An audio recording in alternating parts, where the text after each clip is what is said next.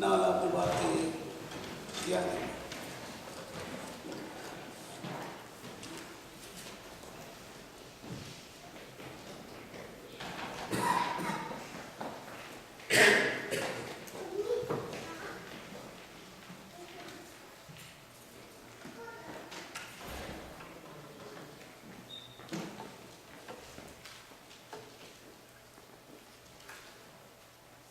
கர்த்தருடைய பரிசுத்த நாமத்துக்கு ஸ்தோத்திரம் உண்டாவதாக. ஜெபிப்போம்.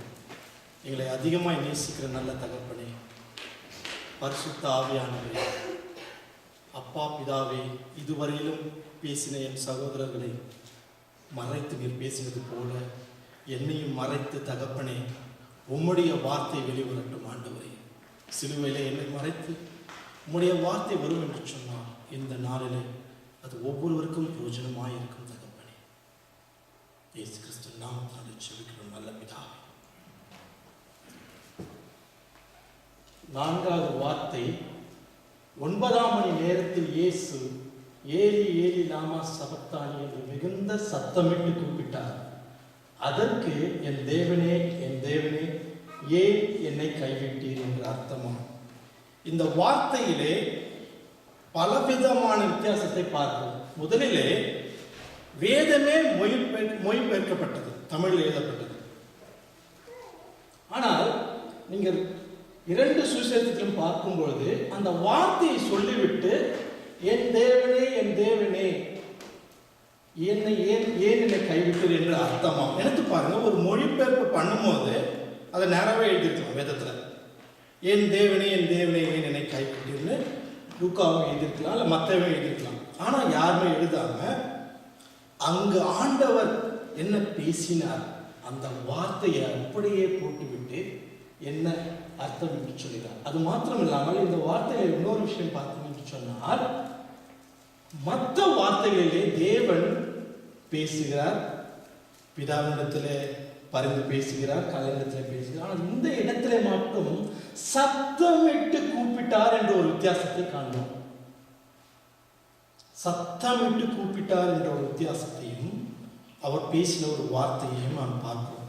வேதத்தை படிக்கும்போது இதற்கு முன்பதாக 3 மணி நேரம் இருள் சூழ்ந்த ஒரு நிலை. அதற்கு பிறகு இந்த வார்த்தையை அவர் சொல்லுகிறார். நீங்க நல்லா பார்த்தீங்கன்னா, குழந்தைங்க விளையாடிட்டே இருப்பாங்க. வேற குழந்தைய நீங்க தூக்குனீங்கன்னு சொன்னா அந்த குழந்தை உடனே அதை விட்டு கொடுக்காது. இது பெரிய பிள்ளைங்களையும் நான் பார்த்துருக்கேன். என்னோட மகன்கள் நான் கட்டி பிடிக்கும் போது ஓடுவார்கள். ஆனால் பக்கத்து வீட்டு குழந்தைய மடியில் உட்கார்ந்தாங்கன்னா ஓடி வந்து உட்காருவார்கள். புத்திர சுகாரத்தை, அந்த பாசத்தை, அந்த உறவை விட்டுத்தர தகப்பனும் விட மாட்டான், பிள்ளைகளும் விடாது. நல்லா நோட்டீஸ் பண்ணி பார்த்துருப்பீங்க. அப்படிப்பட்ட ஒரு நிலை சிந்தித்து பார்ப்போம். வேதத்தில் எவ்வளவு இடங்களிலே இயேசுசாமி பிதாவானவர் சொல்றாரு. அங்கிள் பேசும்போது ஒரு வார்த்தை கொடுப்பாங்க, அங்கேயும் பிதாவானவர். அமுத்ராஜ் சொல்லும்போது சிறு வயதிலேயும் அவர் பிதாவானவர் தான் சொன்னாரு. நமக்கு நேரம் இல்லை, ஆனால் எல்லா இடங்களிலும் நீங்க பார்த்தீங்கன்னா எல்லா அதிகாரத்திலும் அந்த சமயத்தில் இயேசு சொன்னது பிதாவே, வானத்துக்கும் பூமிக்கும் ஆண்டவரே. அவர் மகிமையை சொன்னா கூட ஃபர்ஸ்ட் சொல்ற வார்த்தை பிதாவே. அல்லாமலும் உங்களில் 2 பேர் நான் தாங்கள் வேண்டிக் கொள்கிற போகிறது காரியத்தை எல்லாம் பார்த்தீங்கன்னா பூமியில எவை கட்டுகிறோ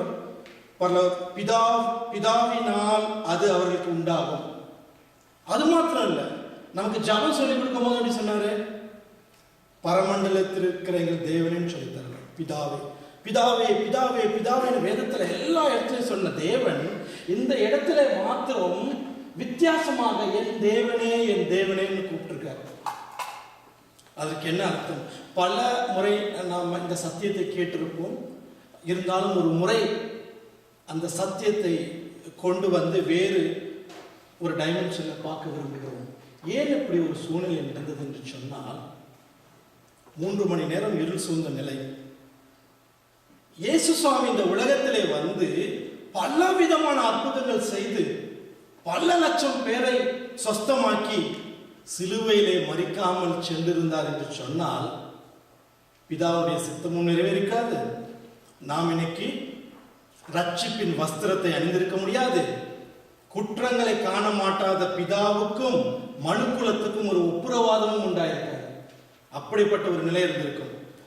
பார்க்கும்போது பிதாவுடைய சித்தத்தோடைய கிளைமேக்ஸ் அங்கதான் இருக்கு. அந்த கடைசி நேரம் மரித்தாக வேண்டும் ஆண்டவர். எவ்வளவு அற்புதம் செய்தார், எல்லாம் பண்ணார், ஆனா மரித்தாக வேண்டும் சிலுவையிலே. அப்படி இருக்கும் பொழுது ஏன் என்னை கைவிட்டீர்? இங்க பாருங்க, இந்த வார்த்தையை அவர் எங்கேயுமே யூஸ் பண்ணிருக்க மாட்டார்.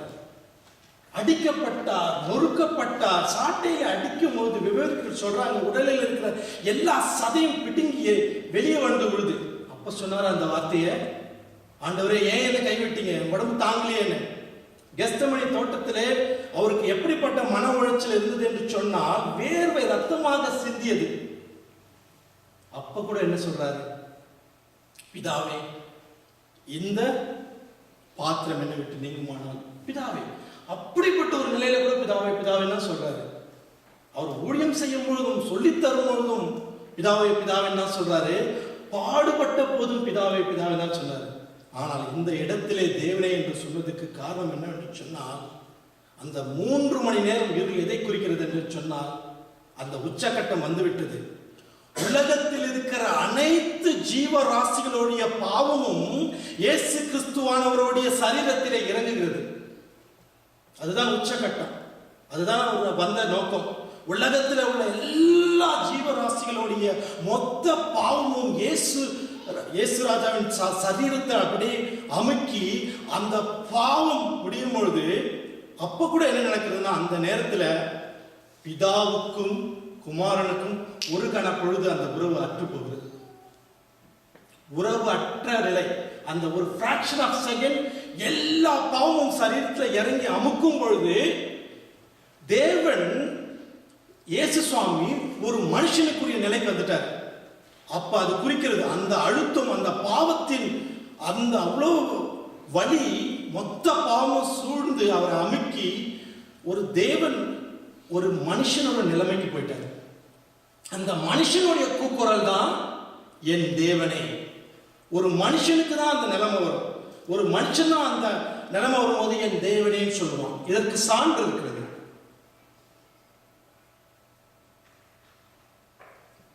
சங்கீதத்தில் பார்க்கும்போது 22ஆம் அதிகாரத்தில் இதே வார்த்தையை நாம் பார்க்க முடியும்.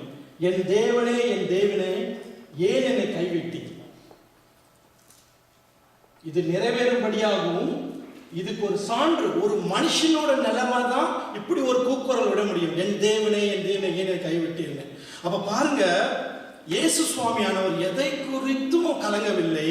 அவர் பாடுபட்ட போது, சிலுவையில் அறையப்பட்ட போது, எச்சை விழுந்த போது, தாடியை பித்த போதெல்லாம் இப்படி செய்யாதவர். அவருடைய துக்கம் என்னவென்று சொன்னால், ஒரு வேளையிலே என்னுடைய தகப்பனுக்கும் எனக்கும் ஒரு உறவு துண்டிக்கப்பட போகிறது என்ற ஒரு வேதனை. அந்த வேதனை நிமித்தம் அந்த அமுத்தும் பொழுது அந்த ஒரு ஃபிராக்ஷன் ஆஃப் செகண்ட் கரண்ட் போற மாதிரி அந்த உறவு அற்று போய், அந்த ஃபிராக்ஷன் ஆஃப் செகண்ட் இருவருக்கும் இருந்த அந்த கனெக்ஷன் அற்று போயிட்டு, அதனால தான் அவர் பிதாவேன்னு கூப்பிட முடியல. அதுக்கப்புறம் நடந்தது நமக்கு தெரியும். அங்கிள் பேசும்போது சொன்னாங்க, 3ஆம் நாள் உயிர் தெரிந்தார். என்னாச்சு, வலது பாசத்தில் வீட்டு இருந்தார். கைவிடலை, பிதாவானவர் கைவிடலை. ஆனா அந்த நிலைமை அப்படிப்பட்ட நிலைமை. நினைச்சு பாருங்க, இதுவரைக்கும் சிலுவையின் பாடுகளை தியானிக்கும் பொழுது நான் சொல்றதுனா, இயேசு சுவாமி எவ்வளவு பெரிய பாடுகளை நீங்க அனுபவித்தீங்கன்னு. ஆனா இந்த வருஷம் தேவன் ஒரு புதிய வெளிப்பாடு உங்களுக்கு எல்லாம் கண்டிப்பாக இந்த வெளிப்பாடு கொடுத்திருப்பார். ஆனால் இந்த வருஷம் சபையில ஒரு சகோதரோட பேசும்போது அவர் சொன்னார், சும்மா விளையாட்டு அப்படி சொல்லிட்டு போயிட்டாரு, God so loved the world he gave his only begotten son. ஒரே பேரான குமாரன். யோசிச்சேன், என்ன பொறுத்த வரைக்கும் பிதாவை நினைக்கும் போது வல்லமை நிறைந்தவர், கனம் பொருந்தியவர், மகா பிரபு, குற்றங்களை காண மாட்டாத கண்களை உடையவர், பரிசுத்தர், அப்படிதான் ஒரு பிக்சர். ஆனா அன்பு, அளவற்ற அன்பு, அன்கண்டிஷனல் லவ்னு வரும்போது இயேசுக்கு தான் நம்ம மனசு போகும். எனக்காக அடிக்கப்பட்டார் சிலுவையில். ஆனா இந்த வாட்டி பிதாவானவருடைய நிலைமை எவ்வளவு நேசம் பாருங்க, டபுள் போர்ஷன். அந்த நேரத்தில் நம்ம நினைச்சிருக்கோம், நமக்கு ஒருத்தருடைய தியாகமும் அதுதான் கண்ணுக்கு வருது. டபுள் தியாகம், தகப்பனுக்கும் மகனுக்கும் 2 பேரும் தியாகம் பண்ணியிருக்கிறாங்க. எப்படி சொல்றேன் நான் நினைத்து பாருங்க.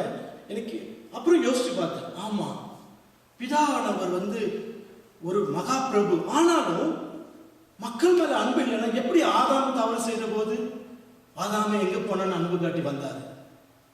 நோவா காலத்துல அன்பு காட்டினாரு. அப்போ ஆதிலிருந்தே பண்ணிருக்கிறாரு.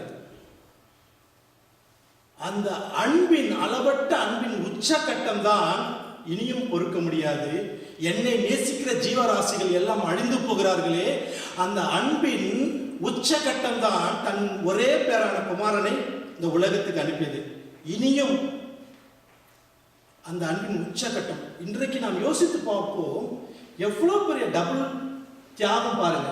நம்ம இயேசு சுவாமி செஞ்ச தியாகத்தை நினைத்து இருக்கிறோம். ஆனா பிதாவானவர் எவ்வளவு பெரிய தியாகம் செய்திருக்கிறார் பாருங்க. என்னுடைய வாழ்க்கையில 3 விதமான காரியத்தை நான் பார்த்திருக்கிறேன். என்னுடைய கை உடைந்து போனது, என்னுடைய கால் 2வது உடைந்து போனது, எலும்பு முறிஞ்சிருச்சு. இந்த ஏர்லைன் கிராக்னு சொல்லுவாங்க, அதையும் பார்த்திருக்கிறேன். ஆப்வியஸா என்ன சொல்லுவீங்க, எது வலி பெருசா இருக்கும்? 2 துண்டா உடைந்த எலும்பு. ஆனா எனக்கு ஏர்லைன் கிராக், அந்த ஏர்லைன் கிராக் சின்ன கிராக், அதுதான் அதிகமாய் வலித்தது. ஏன் தெரியுமா?